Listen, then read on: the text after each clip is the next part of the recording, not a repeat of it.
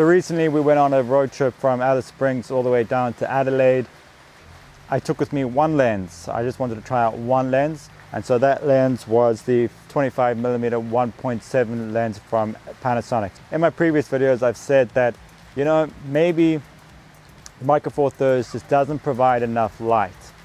So what I wanted to do in this video was just try to see how much light I could get, what I could do with a relatively fast lens, the 1.7 lens.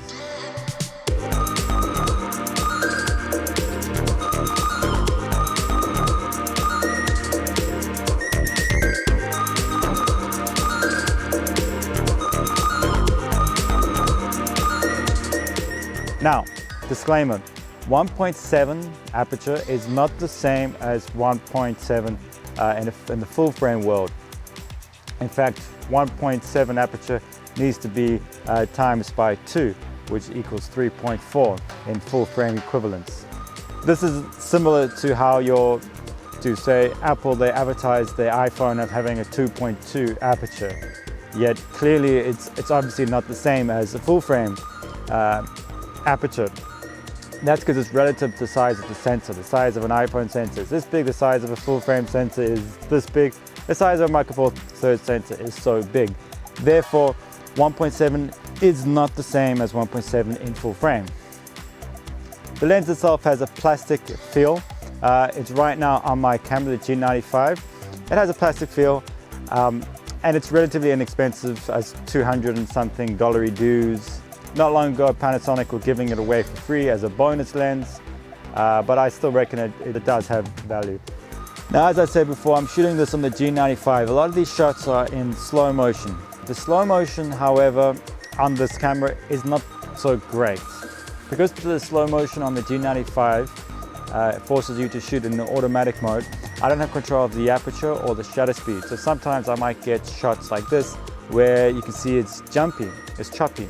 That's because of an incorrect shutter speed, which has been set by the camera. In this shot here, we can see the edges are very soft. That's because the aperture that was chosen by the camera is not high enough. So you get these soft corners, and I have no control over that. So that is something to keep in mind. It's not strictly the lens's fault in that.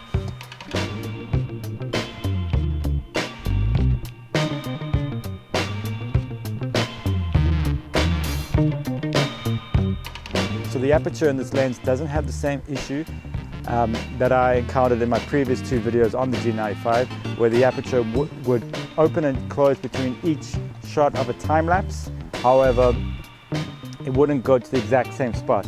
This results in flickering. This lens doesn't have that same problem, so that saves me a bit of hassle. The lens comes with the lens hood, as well as a little, I don't even know what to call it, a little protector thing for the front. I really don't see the value of it. The lens hood I don't use. I use a screw-in filter lens hood, which gives me the ability to use ND filters. Why manufacturers don't make lens hoods that you can use an ND filter with in 2021, I have no clue.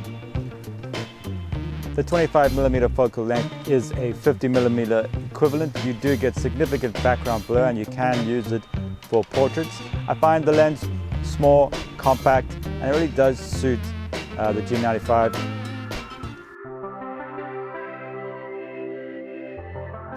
And that's pretty much it from me.